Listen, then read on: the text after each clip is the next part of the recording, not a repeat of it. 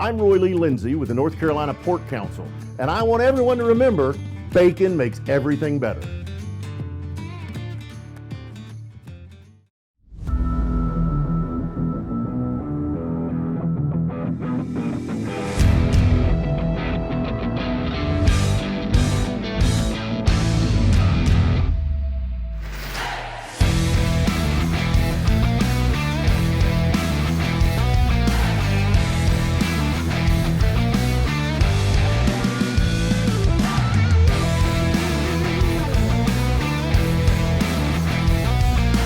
Welcome to This Week in College Football with David Glenn, brought to you by our friends at the North Carolina Pork Council. Thank you so much for joining us again this week. I'm Chris Edwards.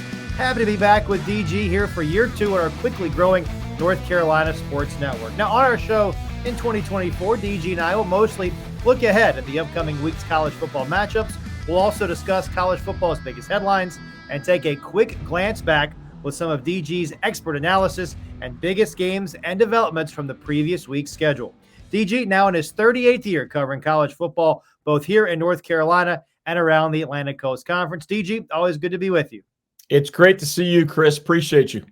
Let's get right into it. Of course, we're going to get to some of last week's developments when our in-state FBS teams went a combined 0-4, pretty ugly around the Old North State. But first, let's look ahead to this week's matchups. Week 8, there are a few intriguing storylines involving in-state teams, so we'll get to those right here off the top. This segment brought to you by our good friends at Atlantic Tire and Service, where DG and his family take all of their vehicles for routine maintenance, service needs, and a world-class selection of new tires. Atlantic Tire and Service, your one-stop tire and auto repair provider with highly trained technicians and a sales and support staff that's really second to none. They've now grown to 6 Triangle area locations, 2 in Raleigh, 2 in Cary, 1 in Durham, and 1 in Wake Forest. Learn more at AtlanticTireOnline.com. We'll start, DG, with NC State heading out west to Berkeley. The 3-4 Wolfpack at 3-3 Cal, 3:30 Eastern on Saturday on ACC Network. The Bears open up as a 9-point home favorite. Yeah, the big picture and then the nitty-gritty on this one. First, this is a matchup between 2 head coaches who have been at their schools for quite a long time now and currently are facing significant criticism from their own fan bases. Neither has won a conference game yet this season. Justin Wilcox is in year 8 at Cal, and he's under pressure for a lot of reasons, but he's never had a single winning record in conference play in those previous 7 years. He's never had more than 8 wins in a single season, and now, of course, he's off to an 0-3 start here as a member of the ACC. Although all 3 of those losses by the Bears at Florida State, at home against Miami on that college game day experience in Berkeley, and then most recently at an undefeated Pitt team, those were all by very slim margins. We all know better the NC State story. Dave Doran, of course, is in year 12 with the Wolfpack. He's under pressure because despite leading the pack to 9 bowl invitations in the last 10 years and becoming the winningest football coach in NC State history, he has never posted a 10-win season. He still has a losing record in conference play during his lengthy tenure in Raleigh. And now he is off to that 0-3 start in the ACC this year with those defeats to Clemson, Wake Forest, and Syracuse, the latter 2 league losses coming at Carter Finley Stadium in Raleigh. Meanwhile, according to ESPN's analytics, NC State right now is the worst offensive team in the ACC and the 3rd worst defensive team in the ACC, ahead of only UNC and Wake Forest on the defensive side. And this sometimes, of course, the combination has made the Wolfpack particularly hard to watch at times.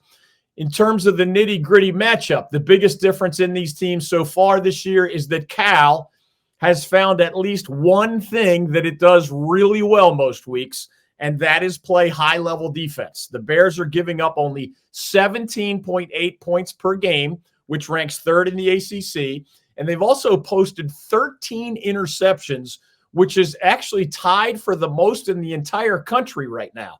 Cal plays that unusual 2-4-5 defense. Essentially, it's 2 tackles, 4 linebackers, 5 D-backs, and the Bears really like those 2 inside linebackers a lot. A guy named Teddy Buchanan, who's a 5th-year senior transfer who played the past 4 years at the FCS level, And then they have a sophomore named Cade Ulawave, who was the Pac-12's defensive freshman of the year last season. And meanwhile, NC State has not found that one thing that the Wolfpack can hang its hat on, at least not yet, thanks in part to the repeated injuries to the starting quarterback, Grayson McCall, thanks in part to linebacker Peyton Wilson, now doing his thing in the NFL. He's actually going to be honored at Carter Finley later this year. They just announced at State. And in part, and maybe most importantly, because the Pack simply hasn't been very good this year at the line of scrimmage. That has been Dave Doran's positive trademark, or at least among them over his decade plus at State. In ACC play right now, State and Carolina are the only two teams giving up more than 5 yards per rushing attempt. And you just cannot win consistently in football when that happens. This is Cal's homecoming game, which maybe adds some fuel to the Wolfpack's fire. Nobody likes to be the homecoming opponent. Although it is fair to wonder, Chris, how does the Pack in this new look Atlantic Coast Conference, and a team, remember, that has not had an open week yet this season, how does this Pack respond to a 2,400-mile trip to the West Coast? The Bears have a solid, if unspectacular, veteran quarterback in Fernando Mendoza. He's third in the ACC with almost 300 passing yards per game, whereas the Wolfpack, of course, probably is going to have to rely on the true freshman C.J. Bailey again against that confident Cal defense. One of these teams will be the first to drop to 0-4 in ACC play this season, and from a quick glance, that team seems most likely to be the Wolfpack. Let's talk about a team that's off a bye, that's home this week. That's 5-1 Duke under first-year head coach Manny Diaz. Who would have predicted this? The Blue Devils hosting 1-5 Florida State Friday night, Wallace Wade Stadium. It's a 7:00 kick on ESPN2. And if you wouldn't have believed any of this, you wouldn't have believed that the Blue Devils are a 3-point home favorite. Wild. Yeah, Chris, what you just mentioned there, I have a hard time saying it out loud. Duke is a 3-point favorite over Florida State in the sport of football. That's fascinating to me in part because these two teams have played each other 22 times, and all 22 times the Seminoles have emerged with the victory. In fact, this is one of those rare rivalries where the entirety of the rivalry has come not only in our lifetimes, but has come during my time covering the Atlantic Coast Conference. And I've interviewed truly every Duke head football coach in that time, every Florida State head football coach in that time over these 37 years of my career now. The Blue Devils and the Seminoles had never played each other on the gridiron until Florida State joined the ACC in the early 1990s. So I have been on the ACC beat, so to speak, for all 22 of these head-to-head matchups to this point. So I can tell you this from firsthand experience. Not only has FSU won all 22 games, the Seminoles have absolutely dominated the Blue Devils in 21 of those 22 matchups. The only exception, and I mean across more than 3 decades at this point, came in 2017. That year, Coach David Cutcliffe, our old friend, had a bowl-caliber team at Duke. Coach Jimbo Fisher, remember, was struggling through a 7-6 campaign at Florida State in what turned out to be his last year with the Seminoles before jumping to take the Texas A&M job. The game was played at Duke's Wallace Wade Stadium. Obviously, the Seminoles still won that matchup. That's how you get to 22-0. But it was a 17-10 nail-biter. Whereas the other 21 Florida State victories in this football rivalry were all by double digits, and I mean more than a dozen of them were by 30 points or more. That's the history here. Now this year, Duke is favored because the Devils are 5-1 and playing very good defense under their first-year head coach Manny Diaz, whereas Florida State is 1-5 and playing some of the worst offense in the modern history of Florida State football. Not an exaggeration. Duke's D is giving up only 17 points per game, which is second best in the ACC right now. FSU's offense is averaging only 14.8 points per game, which is by far the worst number in the ACC. The Seminoles are averaging an absolutely anemic 2.2 yards per rushing attempt and only 58 rushing yards per game. Last week against Clemson, FSU finally made a switch at quarterback with Oregon State quarterback transfer DJ Uiagalelei out with a finger injury. The backup quarterback at Florida State, Brock Glenn, spells it the same way, but no relation. He's a redshirt freshman, threw for 228 yards, 2 touchdowns, 1 interception for the Seminoles as they lost 29-13 to those Clemson Tigers. Glenn is expected to start against the Blue Devils. He did start, remember, the Seminoles ACC championship game victory last year, but he also started that disastrous bowl game against Georgia. So Glenn has certainly been in the spotlight, but he goes from a very difficult task against Clemson's defense last week to another difficult task against Duke's defense this week. The Devils have been an even better team against the pass this year than against the run.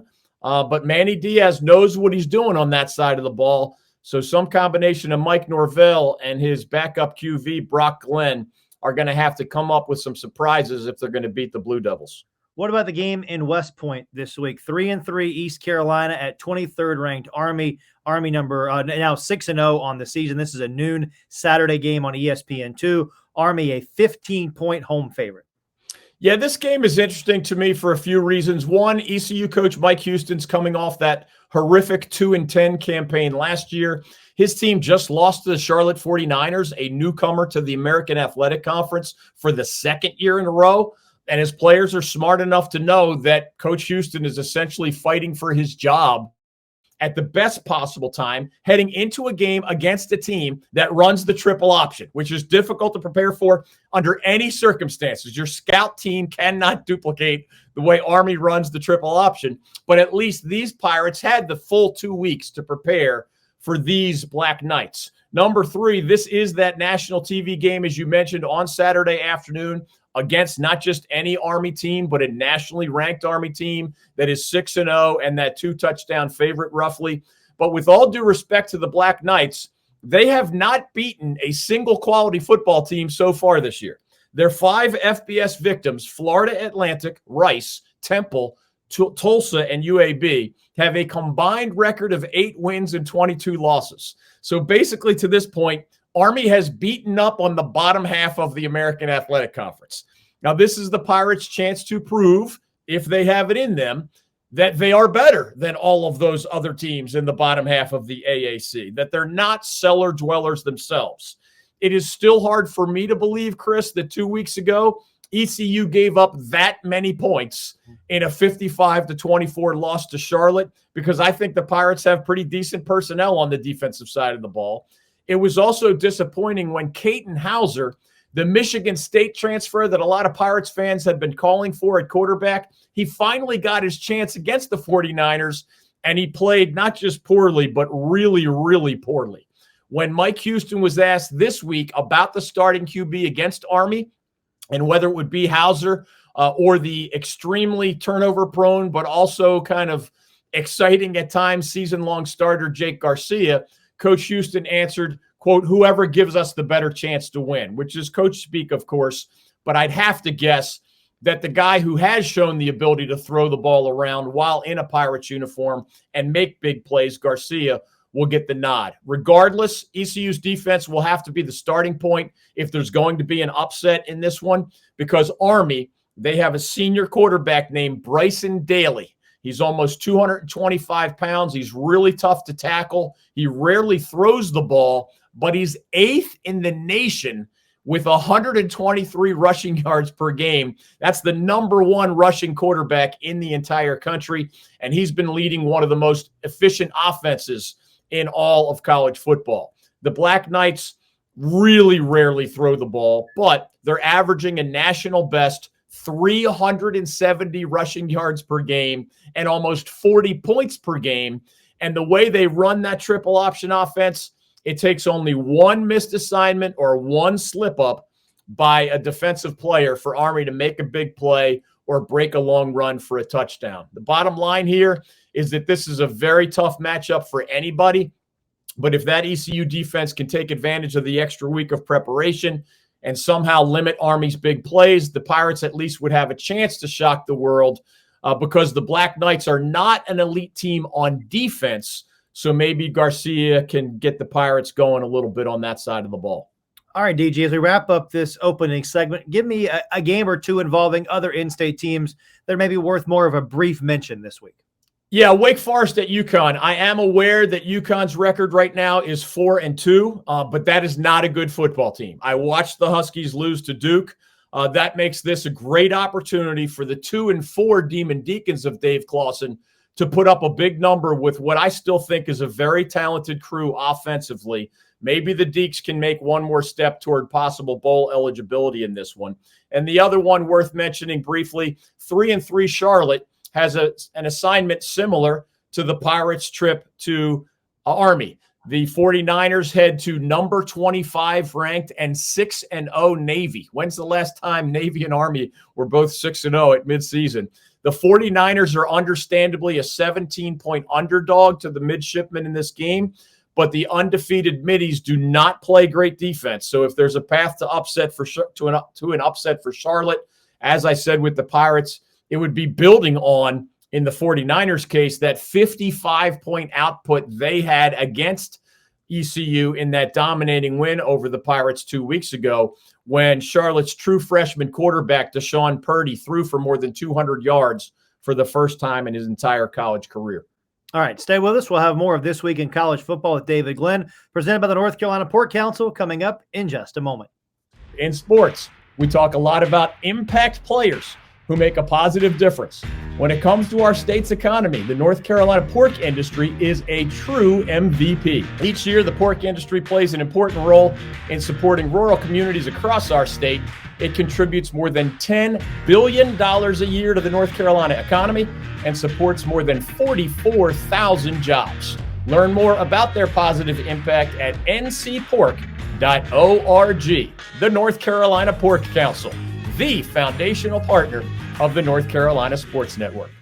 The Lawson Insurance Group in Raleigh is a family-owned business led by three actual brothers who happen to be huge sports fans: Ken Lawson, Miller Lawson, and Michael Lawson. I know these guys, I trust these guys, and I send these guys my own insurance business and that of my family. The next time you have insurance needs, I hope you'll do the same. The Lawson Insurance Group is known for its commitment to community and its dedication to ensuring that North Carolinians and their businesses are prepared for life's inevitable challenges, with the reminder that as a high street insurance partner, Lawson Insurance Group offers local expertise and support that, combined with High Street's extensive national resources, means more choice and support for you as their client.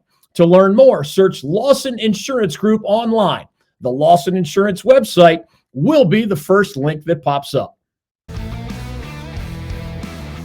Welcome back to This Week in College Football with David Glenn, presented by our friends at the North Carolina Port Council. Okay, DG, diving right into our ACC and National Week 8 look ahead, brought to you by our good friends at XL Moving and Storage, a family-owned allied van lines partner here in North Carolina with 25 years of award-winning experience that can help you with your move to North Carolina, within North Carolina, or away from North Carolina, even internationally, while also assisting with your storage needs. Learn more at excelms.com. That's XL Moving and Storage. 3 games that are top 25 versus top 25 on the national schedule this week, DG.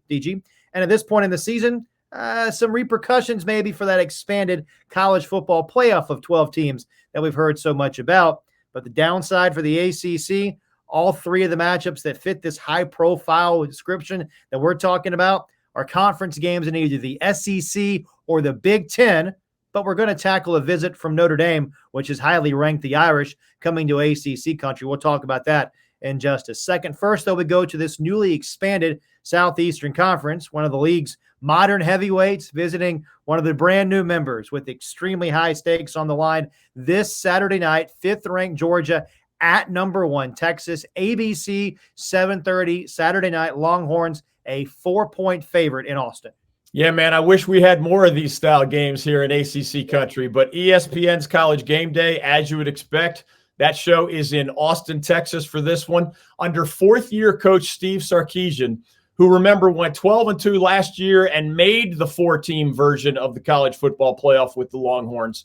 Texas has absolutely mauled all 6 of its opponents so far this season, including nationally ranked Michigan and nationally ranked Oklahoma teams, on the way to the program's first 6-0 start, that's at Texas, since a Mac Brown coached Texas team that ended up playing in the national championship game back in 2009. Last week in Dallas, this year's Longhorns crushed the Oklahoma Sooners 34-3, making their average score at Texas this season an incredible 44-6. Georgia, meanwhile, has lost only that crazy 41-34 game at Alabama, where the Bulldogs almost came all the way back from a seemingly insurmountable deficit while playing in Tuscaloosa. The Dogs did maul Clemson, remember, 34-3 to open this regular season, but they also barely snuck by Kentucky 13-12, and just last week they beat Mississippi State by only 10 points. From a National Football League perspective in this one, this game also will offer 2 of college football's top quarterback prospects. Georgia's 5th-year senior Carson Beck is the number 1 or number 2 QB on most teams' NFL draft boards. He's completing about 68% of his passes so far this season with 15 touchdown passes and 5 interceptions. Texas has a redshirt junior, Quinn Ewers, who has missed some time to injury this season, but has been really good when he has played. He's completing about 72% of his throws with 9 TD passes against only 3 interceptions in what's obviously less playing time. Both of these QBs will face stout defenses that are loaded with NFL talent, but the Georgia Bulldogs just have not been quite as dominant on D this season as they have for Coach Kirby Smart over the past few years. This is the first time that these 2 superpower programs will clash as members of the Southeastern Conference, of course, and it's going to be fascinating to see the Longhorns, who, remember, have not won a national title since Mac Brown did it with star QB Vince Young at the controls back in 2005. These Longhorns are the favorites, as Chris mentioned, over a Georgia program that has posted 7 consecutive top 10 seasons and has won 2 of the last 3 national championships. The Dogs are not an underdog often, but I do understand why they have that status as they visit Texas on Saturday night. All right, what about game 2, also in the Southeastern Conference? Number 7, Alabama, who you mentioned, that big win over Georgia a couple of weeks ago, had to squeak by South Carolina this past week at home. Alabama, number 7 in the country, 5-1 at number 11, Tennessee, also 5-1. This is a 3:30 game on Saturday on ABC. The Crimson Tide opening up as a 2-point road favorite in Volland. Yeah, this rivalry game was known for a long time as simply, quote, the 3rd Saturday in October, which is a unique name. For decades, that's when this matchup was played. And indeed, after some expansion and realignment jolts to that system, this year, obviously, the game has fallen back into that spot on the calendar once again. As you would probably guess, Alabama has a significant advantage in this rivalry historically, and lately, the Crimson Tide has really been putting it to the Volunteers. In the last 17 head-to-head matchups between Alabama and Tennessee, the Tide has won 16 of those 17 times.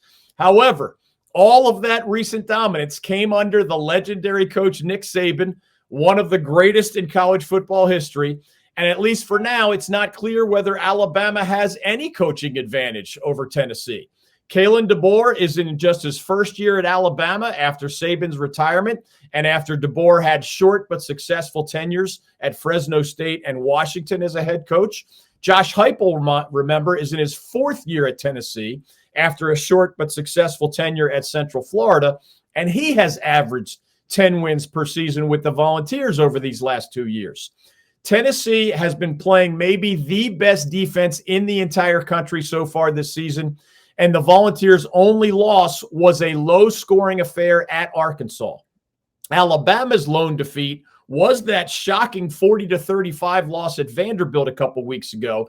And as you said, the Crimson Tide struggled to beat South Carolina in Tuscaloosa just last week. So it's probably fair to say that neither team has been hitting on all cylinders lately. and neither side has a massive personnel advantage over the other in this one.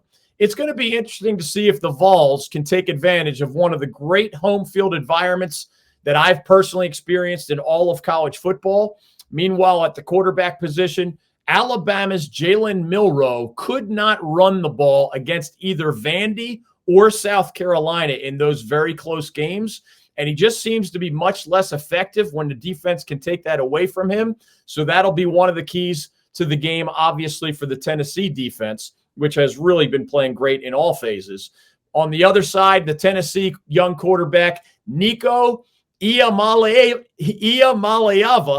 is less of a runner, but he has not thrown the ball as well over this last month or so as he did in the Volunteers' 51-10 whooping of NC State in Charlotte. So this one is particularly tough to pick, and I understand why it's just a 2-point favorite when it comes to the Crimson Tide.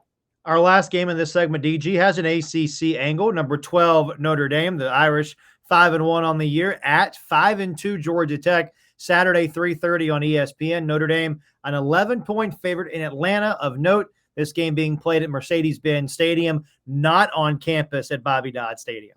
Yeah, this one's intriguing in part because Notre Dame, especially as a football independent, is sort of a microcosm right now of any quality college football team out there that has a top 25 caliber resume, but also is probably not, or in the Irish's case, definitely not going to end up as a Power 4 conference champion, which obviously is one route into the college football playoff. But here's what I mean in the bigger picture.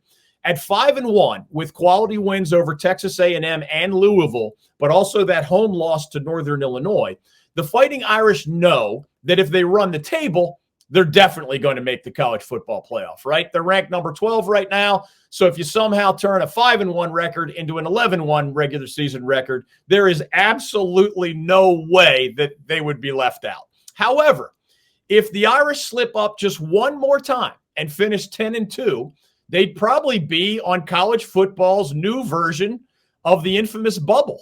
And if they lose two more times to finish 9-3, the Irish know they're unlikely to be in the picture at all at the end of the season, especially because they're not a candidate to win a conference title. Notre Dame's final 6 regular season opponents are Georgia Tech in Atlanta this week, as Chris said, at the Falcons NFL Stadium, currently undefeated Navy at MetLife Stadium in New Jersey, very beatable Florida State and Virginia teams back at home, and then the currently undefeated Army team at Yankee Stadium, followed by a regular season-ending road trip to Southern Cal, which is a dangerous opponent. Obviously, an 11-1 record is possible for Notre Dame, but so is 9-3 or 8-4. That's the microcosm that I think a lot of others can identify with. In this particular matchup, Georgia Tech is a significant obstacle for Notre Dame, I think, because the Yellow Jackets are a pretty tough team at the point of attack. We've talked around here about the Tar Heels and the Wolfpack, among others, not being very good at the point of attack. That's what Georgia Tech does well on both sides of the ball. The Jackets run the ball really efficiently with both their dual threat quarterback, Haynes King, who was knocked out of last week's UNC win with an injury, but has practiced this week for the Yellow Jackets, along with the Jackets star running back, Jamal Haynes. But Tech also defends the run pretty well, holding their opponents to this point to less than 4 yards per carry on the season. The Fighting Irish, to me, do appear to be an elite team on the defensive side of the ball. But offensively, with Duke's former quarterback Riley Leonard at the controls, they've been merely above average this season overall, although I did see them put up 49 points against Stanford last week and 66 against a bad Purdue team earlier this year. Both King and Leonard are good at keeping the chains moving by making plays with their legs, but it will be interesting to see if either or both can make plays in the passing game, because that is probably the hardest to predict aspect of this matchup between the Fighting Irish and the Yellow Jackets. All right, let's take a break. We'll come back and have more of This Week in College Football with David Glenn, presented by the North Carolina Pork Council, coming up in just a moment right here on the North Carolina Sports Network.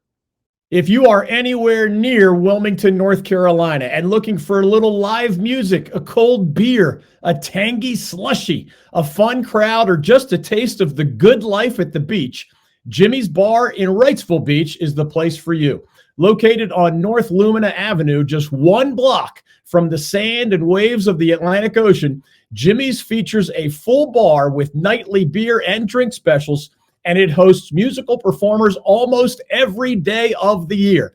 One more fun fact, Jimmy's annual Children's Bike Drive, which started in 2017, now distributes more than 1,000 bicycles and helmets per year to young people in the Wilmington area and beyond.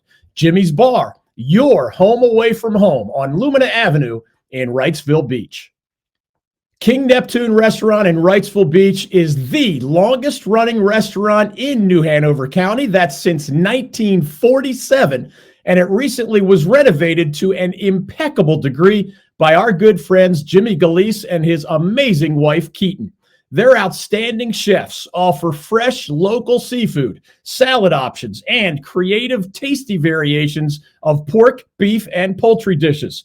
King Neptune has always been a great choice for dinner and or drinks, and now it's open for lunch and brunch too. Check out the lunch, brunch, and dinner menus at neptuneswb.com. That's Neptunes with an S, then WB for Wrightsville Beach. Again, the King Neptune Restaurant website is neptuneswb.com. Welcome back to This Week in College Football with David Glenn, presented by our friends at the North Carolina Port Council. Okay, DG, diving right in now to our coaches and quarterback segment, brought to you by our good friends at Lawson Insurance, who are about to celebrate their 50th anniversary of helping DG and many other North Carolina citizens and businesses with their personal and commercial insurance needs. You can reach out to the brothers Ken Miller and Michael Lawson. Like us, they're all huge sports fans. Give them a call, 919-846-2090, or search Lawson Insurance online. We talked a lot about coaches last week, and unfortunately things going from bad to worse for some of our coaches like App State Sean Clark, UNC's Mac Brown, NC State's Dave Doran, and Dave Clawson at Wake Forest. We'll return to those hot seat conversations, I would imagine, sometime in November. But let's switch back to the quarterbacks topic this week, DG, and we'll start here. 6 of our 7 FBF programs turned to a transfer in the portal in the offseason to find their starting quarterback for this season. But since way back in August, there's been a lot of injuries, some changes to the quarterback depth charts, you know, the way the season typically goes. So I'm curious, from your perspective, who's turned out to be the best quarterback in our state so far this season? I'm glad you worded it that way, Chris, because the sad answer is that there has not been a great quarterback in our state this year, at least not at the FBS level that we're talking about. But I do want to give a few guys at least some credit. Number one, Hank Bachmeier of Wake Forest. To me, he has been the answer to your question, the best FBS level quarterback in North Carolina right now, but he's not getting much attention for obvious reasons. The Demon Deacons are only 2-4, and they're playing such bad defense that the Wake Forest offense has been put in a lot of really difficult situations.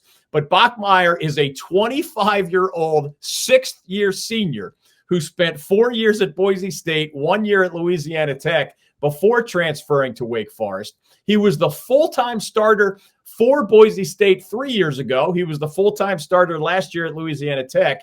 And I think his experience and savvy have really shown so far this season, even in that Wake Forest losing record. He's completing 63% of his passes, 9 touchdowns, only 4 interceptions, and he leads a Wake passing offense that ranks, I would argue, among the top 5 or 6 in the entire ACC. So some love to a guy a little bit out of the spotlight, Hank Bachmeier.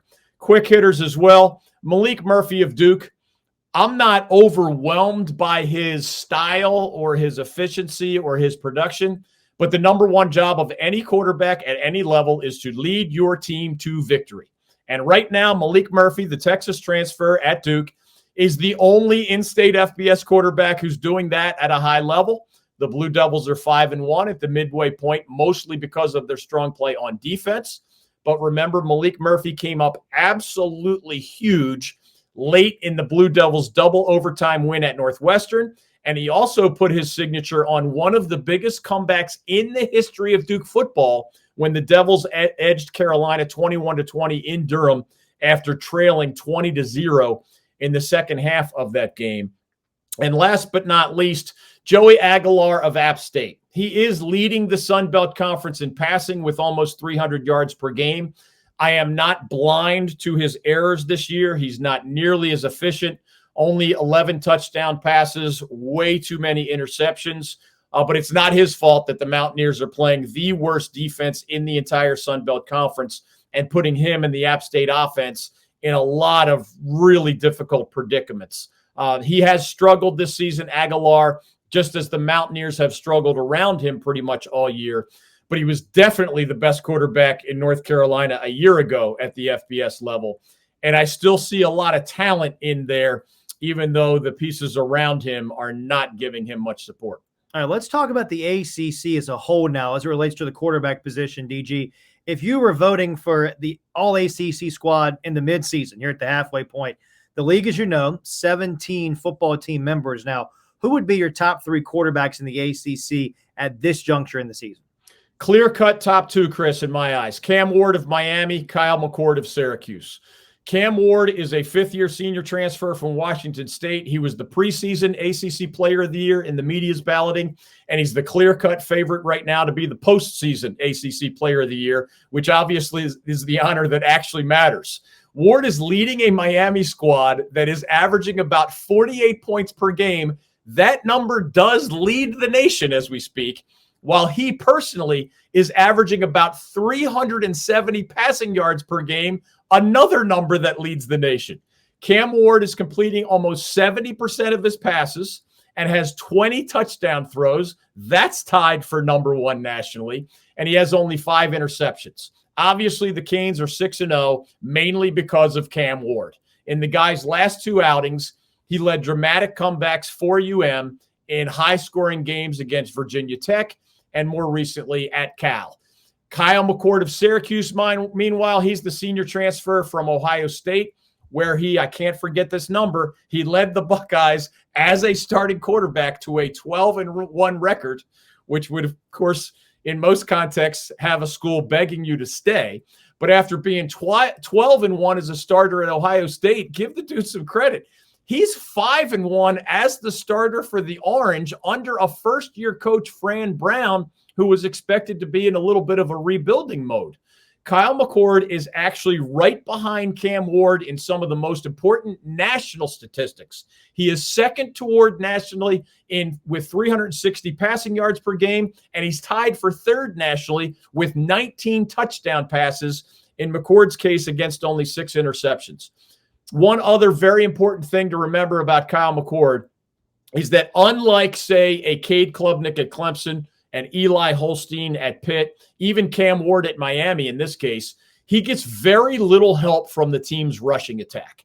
The Orange do have a very good running back and a guy named LaQuint Allen, but they do not have a great offensive line at Syracuse this year. They do not run the ball very well, and that dramatically complicates Kyle McCord's job as the Orange starting QB, but he's been absolutely fantastic nonetheless, both as a leader with a lot of confidence and a lot of swagger, but also with his ability to spread the ball around to tight end Deronde Gaston II, wide receivers Jackson Meeks and Trevor Pena, who all have at least a shot at getting to or surpassing 1,000 receiving yards this season. You asked for a third ACC QB. There are a lot of good candidates. Eli Holstein of Pitt is a guy we've mentioned, a redshirt freshman transfer from Alabama who's become a great dual-threat QB for the Panthers. He's third in the ACC in total offense right now, behind only Cam Ward and Kyle McCord. But give Thomas Castellanos credit at Boston College. Give Anthony Calandria credit at UVA. Even Haynes King at Georgia Tech, whose numbers aren't always pretty, but he's a leader. He's gritty. He's tough. He's smart. And like those others, they're off to winning records. So I'll even throw Cade Klubnik into the mix because he's much improved from last season and a big part of Clemson's 5-1 start. But that list clearly starts with Cam Ward of Miami, continues with Kyle McCord of Syracuse, and we could argue over third string All-ACC later this year. All right, we'll burn our last time out. We'll come back with more of This Week in College Football with Daily Glenn, presented by the North Carolina Port Council in just a moment on the North Carolina Sports Network. Welcome back to This Week in College Football with David Glenn, presented by the North Carolina Pork Council. Now, while the focus of This Week in College Football will be mostly forward-looking this season, we're also going to take a glance back at the previous week in college football, too. And with that in mind, we bring you our quick glance back to Week 7, brought to you by our great friends at Jimmy's Bar and King Neptune Restaurant in Wrightsville Beach. Jimmy's has a full bar, nightly drink specials, and live music 365 days a year. And right next door, you'll find King Neptune, which has become one of the best restaurants in the entire greater Wilmington area. Keep up with Jimmy's on Facebook and learn more about King Neptune Restaurant at neptuneswb.com. Week 7 DG offered some intriguing developments beyond those we've already discussed, including a couple of games we previewed on our show last week. Oregon went to 6-0 by edging previously unbeaten Ohio State. Texas, as we mentioned, held on to its number 1 ranking. They obliterated Oklahoma and Dallas last week. So, with that thought in mind, since every FBS team has now played at least 6 games, what would be that first 12-team college football playoff if the season ended today? And in your mind, how many ACC teams are playing for a chance at a national title? Yeah, it shouldn't surprise anybody that the Southeastern Conference and the Big Ten are going to be very well represented in our mid-season college football playoff snapshot, while the Big 12 and the ACC would have only 1 or 2 teams each.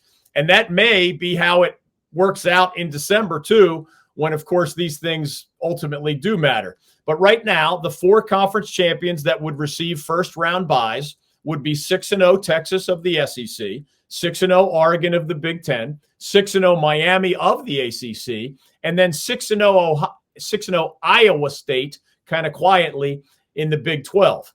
In this new format, remember, the 5th highest-ranked conference champion also gets an automatic bid.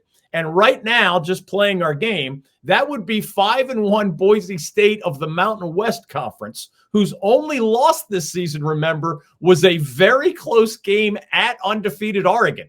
The number 15 Broncos would be a fun addition to the bracket if it ultimately happens, not only because they would represent the Cinderella story from outside the Power 4 conferences, which is part of the idea of this new format, but also because the Broncos' star running back, Ashton Genty, is averaging more than 200 rushing yards per game.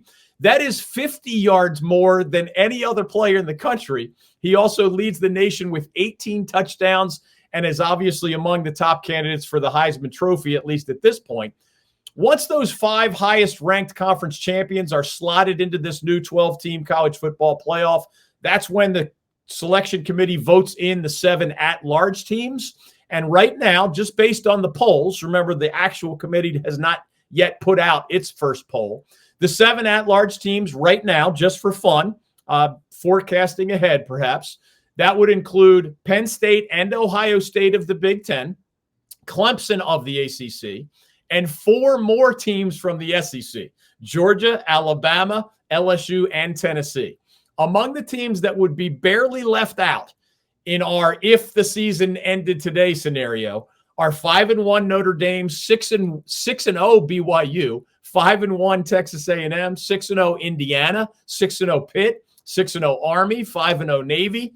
Of course, one of the great things about this new format is that those teams know right now that even though they're not in our projected just for fun bracket, they know that if they somehow were to win out, they definitely would be in this new 12-team college football playoff. It is not an exaggeration right now to say that someone who's not even ranked in the national top 25, not even mentioned in my answer right now at this moment, still has a chance to run the table and either win their conference title for an automatic bid or run the table and finish maybe 11-1 and grab an at-large bid. And that's how it should be. I think that makes it more fun. It is a much better format than anything we've previously had, in my opinion, in the history of college football. And it's going to be a lot of fun to see how this first edition plays out over these next 2 months. All right, as we wrap things up today, DG, as you know, we celebrate all things football here on This Week in College Football at David Glenn, presented by the North Carolina Pork Council. So with that thought in mind, at any level of college football in our state, who do you think is deserving of a shout-out this week, either for where they stand, where they're headed, or for even maybe something they did in Week 7 last week? What do you think? Yeah, I'm going to stick on this particular theme until they give me a reason not to. Shout out to the best college football story so far in the state of North Carolina. Head coach Maurice Flowers.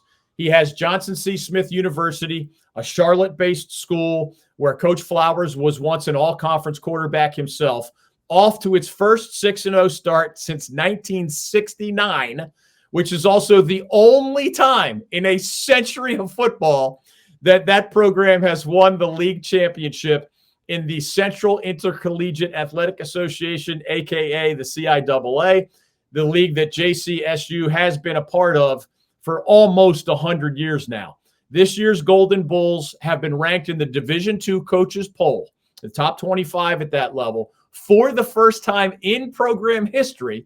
They debuted at number 24 2 weeks ago, and they even moved all the way up to number 20 this week after their open week. The Bulls are 3-0 in CIAA play. They're the only HBCU program in the entire country that still is undefeated on the season. Coach Flowers, as I've mentioned in previous weeks, was a star quarterback at East Mecklenburg High School right there in Charlotte back in the mid-1980s when I was in high school.